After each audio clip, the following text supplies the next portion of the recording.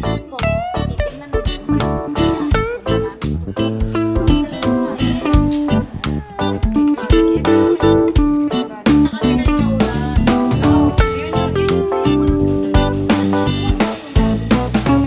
What's up mga kapitbahay? Isang masarap na merienda nga ang gusto kong i-share sa inyo ngayon. Isang simpleng merienda lang naman ito na gawa sa kamoting kahoy. Kasama ko nga rito ang aking co-teacher kasi nga siya ang nag-share nito sa akin at gusto niya tulungan ko daw siya. Dahil ako ay mabait at kahit labag sa kalooban ko itong pagsama ko kay ma'am, hala ba't napilitan? Ay tinulungan ko na rin nga siya sa pagpiprepare nito. Kami nga ang nakatoka sa araw na ito para mag-prepare ng merienda dahil kami ay kasalukuyang nasa seminar. At etong merienda na nga lang ang naisip ni ma'am para naman simple lang pero lahat ay mabubusog. Familiar ba kayo mga kapitbahay sa minatamis na kamoting kahoy? Para lang siyang minatamis na saging pero ang gagamitin nga this time ay itong kamoting kahoy. Kaya naman sinimulan na rin namin ni ma'am na balatan itong mga kamoting kahoy at hinugasan na rin nga. After mahugasan ay tanggalin nyo lang yung mga part na hindi na pwede tapos tatadtadin nyo siya na parang ganito. Kailangan nyo nga lang siyang tadtadin ng mas maliliit para naman mas madali siyang maluto at saka mas manuot yung asukal na ilalagay nyo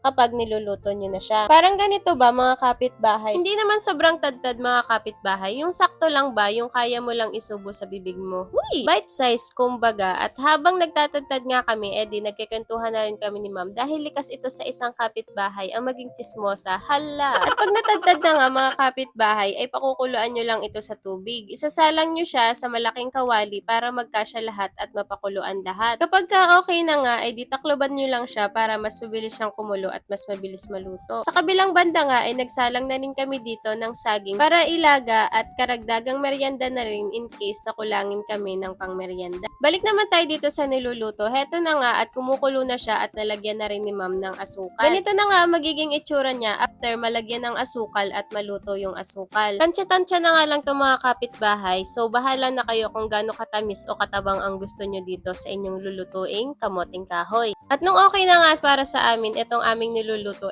din sinali na lang namin to dito sa malaking lalagyan at ready to serve na nga ito. Syempre, hindi mawawala sa nagluto ang mandugas ng kanyang niluto. Uy, ba't nandugas? Tinikman ko laang naman, ari namang mga ari ah. So, paano ba yan mga kapitbahay? Hanggang din nilalaang muna at ari ihahain ko pa sa aking mga co-teachers. Sana ay may natutunan kayo sa akin din kahit pa paano ano. Huwag mo lang ang kalilimutang i-follow, i-share at i-like itong aking video. Hanggang sa susunod nating vlog. Paalam!